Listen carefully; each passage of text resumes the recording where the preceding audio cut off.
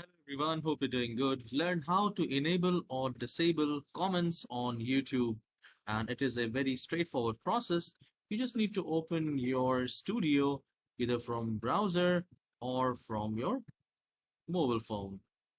So once you go to the content and then you need to edit the video like it. Let's say if I want this video to be turned off, I mean the comments should be turned off, then I'll just need to click on edit, and then I need to scroll down and I need to click on show more, and here we have this option, comments and rating.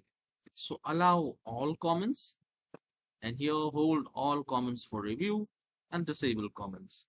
So here, if I click on disable comments, you need to click on save, and you will not be able to comment on this particular video.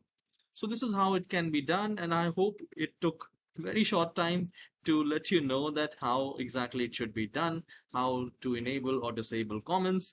And if I have saved your time, please hit the like and subscribe. I'll see you in the next video. Have a wonderful day.